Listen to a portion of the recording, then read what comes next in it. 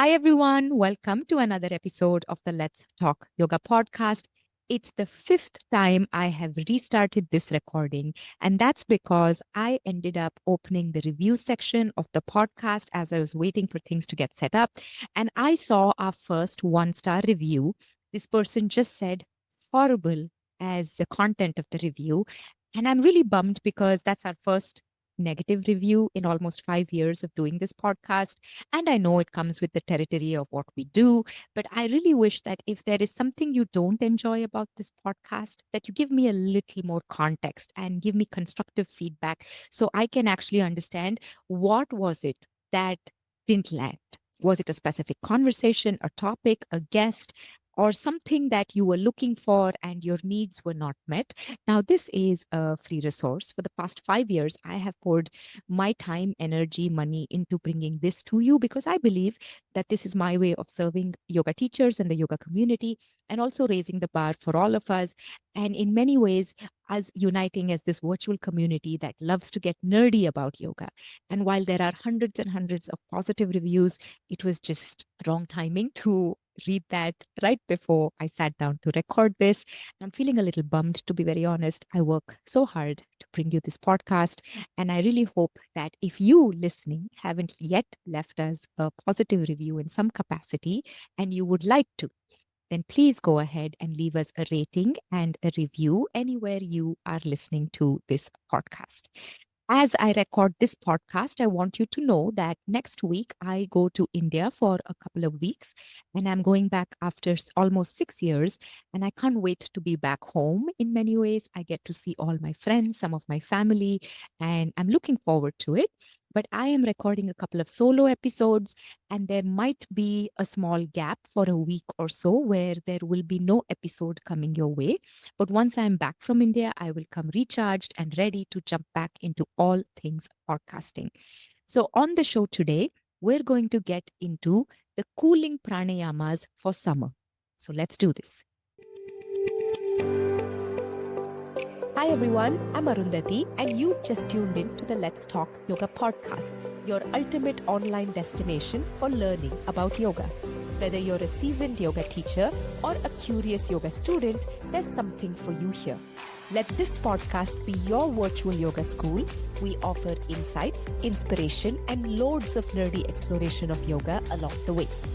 But first, who am I? I'm an Indian immigrant yoga teacher living in America for the past decade. I have my own yoga school here in Seattle, and I'm also a Bollywood choreographer, and I've nurtured a thriving yoga community at my studio, as well as a global yoga audience through my courses and this podcast. Through this podcast, I intend to create a space for you, the yoga student and yoga teacher, to learn about yoga in depth. Think of this as your online yoga school, free teacher training coming to you every week. So grab your cup of chai and let's jump in. A couple of weeks ago, I did an episode about 3 sequencing tips for summer yoga classes. I would recommend that you pair this episode and that together to create some incredible summer friendly yoga classes. That particular episode was all about 3 smart sequencing tips for your yoga classes, essentially taking cooling poses in place of heating poses and how to approach it in 3 different ways. And this episode is about a couple of cooling pranayamas. Now, you know, I am a pranayama nerd for life. In fact, one of my signature courses is the Pranayama Yoga Teacher Training, which so many of you have done every year. The dates for the next one are not out yet as I'm recording this, but there are many techniques in pranayama. And in fact, pranayama is much more than techniques.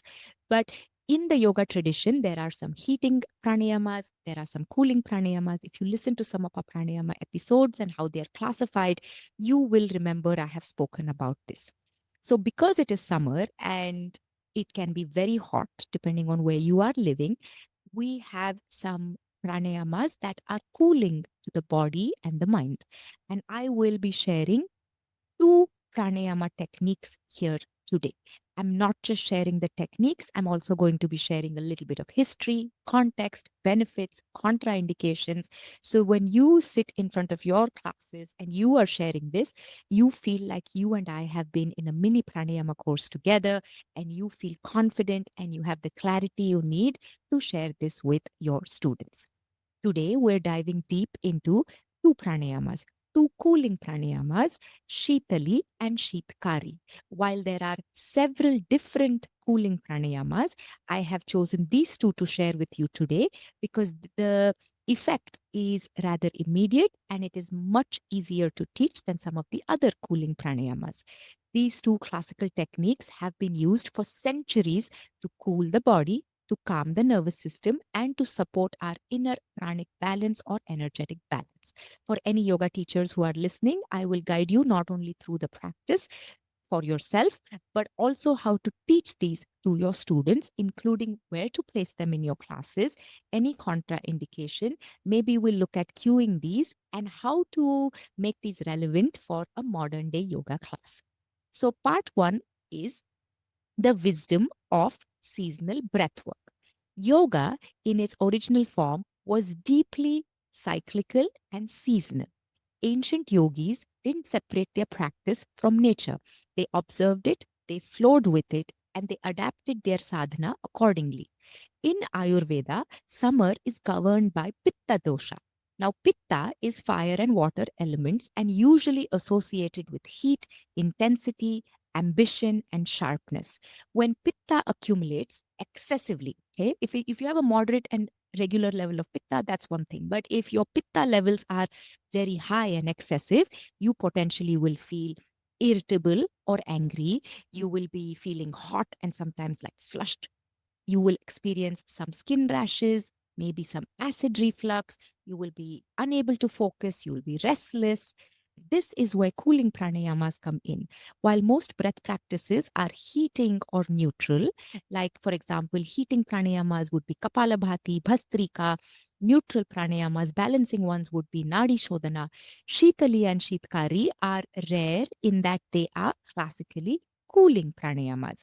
Now, these techniques are not new.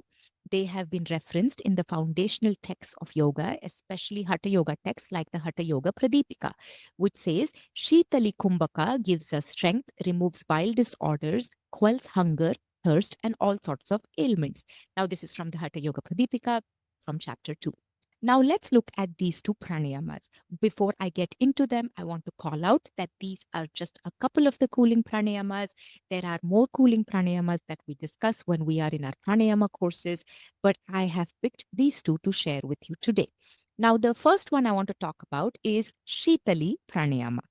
The word Sheetali means cooling or soothing in Sanskrit. This appears in the Hatha Yoga Pradipika, okay, verse 2.59, and the Geranda Samhita. Sheetali was traditionally used by yogis to manage heat, especially in tropical climates where you really notice the fluctuation in temperatures, and or to reduce pitta imbalances.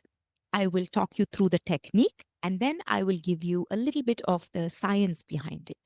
So, how you practice Sheetali pranayama is you sit comfortably with a tall, long spine, and then you roll the sides of your tongue into a tube. Think of it like a straw. And then you inhale slowly, deeply through the mouth, through the curled tongue. Now, I wish you and I were in a live Zoom class together. I can actually stick my tongue out and show you what this looks like. But as you're listening to this, and if you can, try sticking the tongue out and roll the sides of the tongue. Okay, so you're creating this small opening, this small tube, and then you inhale through that.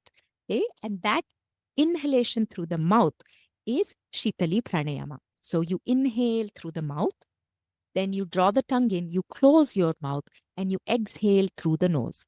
So it is a mouth inhalation with that tube and then a nose exhalation. Do this for about 8 to 15 rounds, and that's when you'll notice the cooling. The benefits of Shitali Pranayama are it cools the body from within.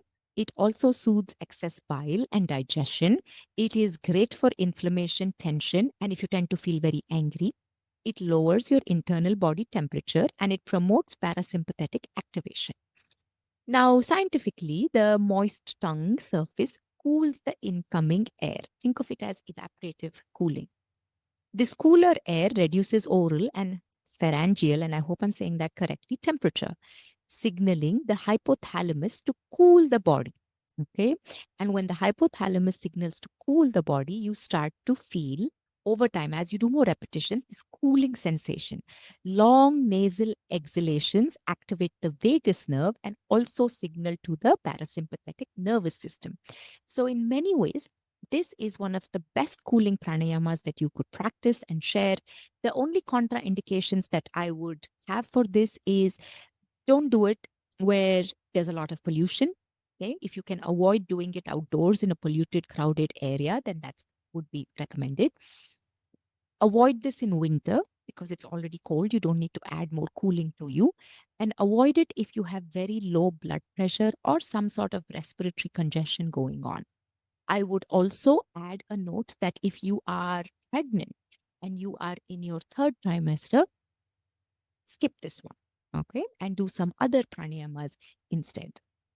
If you are going to be teaching this, it is a great idea, firstly, to practice it yourself. Notice if it has the cooling effect. How many rounds do you need before it gives you the cooling effect?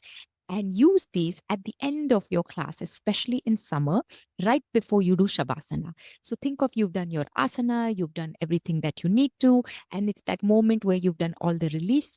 And then you're slowly about to transition into Shavasana. That's when you make your class sit for a moment, ask them to explain it to them, let them close their eyes and do at least, say, 10 rounds, 12 rounds, 15 rounds, depending on how much heat there was in your class. So, right before Shavasana is a fantastic window to do Sheetali Pranayama. It is really good to do in heating classes. And after heat building sequences. That's why I said go listen to the previous episode from a couple of weeks ago, where I talk about Sequence Smarter, 3 summer sequencing principles for your asana classes. It's also a great way to bring about some stillness, a sense of calm after all that movement and heat building in your classes. Now, the second technique I want to highlight here is called Sheetkari Pranayama. Sheetkari. Say that out loud if needed. Sheetkari Pranayama. Sheetkari means hissing breath. It is named like this because the sound that is created from this pranayama is through clenched teeth. And when you breathe like this with clenched teeth, you create a hissing sound. And that's why it's called Sheetkari Pranayama or hissing breath. It is also found in the Hatha Yoga Pradipika 2.62, where it says inhale through clenched teeth, making a hissing sound, exhale through the nose. Now, how do you practice this? You sit similarly like you would for Sheetali Pranayama, but this time you sit with the teeth lightly touching and the lips parted. I like to teach this as a very awkward or a scary Halloween smile. So, wherever you are, if you are in a private space, just clench your teeth, expose the teeth, draw the lips apart, and it's like this you're making this funny clown, big smiling face. And then you inhale through the sides of the mouth. So you inhale quite literally through the teeth, creating this soft hissing sound. Now, I'm going to give you an example of what this sounds like on the podcast. I hope it records clearly. You clench your teeth, you part your lips, and you go. So that's the hissing sound. Okay. And I really hope it records well on the podcast here. So it sounds like this, where you are breathing through the sides of your mouth. That's why it's called the hissing breath. Then once you've inhaled, you close the mouth and you breathe out through the nose. You repeat this pattern for, say, 8 to 15 rounds. The benefits are the same as Sheetali. The only reason why I personally like Sheetkari Pranayama a little more is because it is more accessible. About 30% of the population cannot roll their tongue for Sheetali Pranayama. And I also think that you feel the effects of Sheetkari a little faster. It helps to reduce mental heat. So, restlessness, irritation, agitation, anger, this helps to bring that down. It also pacifies hunger, thirst, and restlessness. I know in some therapeutic applications of yoga. This is used to help smokers who are trying to get off the habit of smoking because of the drag that it creates. So, in general, Sheetkari is a beautiful pranayama, and it has the same benefits as well as the same contraindications as Sheetali. Okay? Now, the scientific understanding of this is that when air goes over the moist teeth, it cools the incoming breath. And that activates the parasympathetic nervous system. And this auditory cue, the hissing sound, enhances your focus. And it kind of leads you a little more towards feeling relaxed with that hissing sound. Okay? So, for those of you teaching it, this is a very fun one to teach. It actually makes a lot of students smile and laugh in classes. It is definitely more inviting than sticking your tongue out, because many of us cannot roll the sides of the tongue, me included. And it is a good way to bring in instant cooling. Okay? Feel free to do this again, just like Sheetali, at the end of class, right before Shavasana. And it can be used in summer yoga classes. It can be used in outdoor yoga classes, and so many applications for Sheetali, Sheetkari. I often recommend that people who go to hikes now, I live in Washington State, and it is green, lush, clean, beautiful. The air is pristine. So we can technically do Sheetali, Sheetkari pranayama outside if we are on a hike, and we'd be able to get away with it. So I recommend it for people who are doing something very heating, say after a dance class, after a long hike. You can bring in a few repetitions of these to bring in some cooling. A side note for anybody who is perimenopausal or menopausal and you have hot flashes, Sheetali Sheetkari can come in and really bring in a cooling effect on the body and the mind. Now, for those of you who are teaching it, I have already said that you should do it after asana, right before Shavasana. It can also be used to break up if you're doing like a long workshop where it's a 2-hour workshop. You could do this halfway, get a little bit of cooling, and then move into the second component of your classes. It can also be used in restorative yoga classes. It can be used in any summer pranayama classes that you are about to offer. The one call out I want to give you as yoga teachers before you take this into your classes is please practice this for yourself first. Without practicing it on yourself, without feeling it in your own body, in your own understanding, and without, you want to make sure that you notice it, you feel the cooling. And only once you are convinced and you are sure of it, then you take it to your students. So, whether you are navigating summer's heat, dealing with emotional intensity, or seeking to create some sort of calm in your fast paced world, Sheetali and Sheetkari pranayamas, they are timeless tools that you can lean on. There is so much the yogis left us in our yoga toolkit. We just need to get better at understanding when to take what and apply it in our practice. As yoga teachers, I really hope that you and I can cater to ourselves and our students with not just poses, but with also the breath and other tools as needed. The breath, in many ways, is medicine, it is an anchor, and it is one of our biggest teachers and guides. So, I really hope you found this episode valuable. Please share it with another yoga teacher if you know somebody else could benefit, and bring this into their classes. If you would like to ever do a long form pranayama course, I offer one almost every 15 to 18 months. The dates for 2026 are not out at this point, but I'm really hoping that this episode will give you value and clarity, and that you will not leave me a 1-star rating at the end of this episode. As always, I want you to stay cool, I want you to stay steady, enjoy all things that come with your practice. I'm signing off. I will see you next week with another episode. Until then, take care. Bye-bye.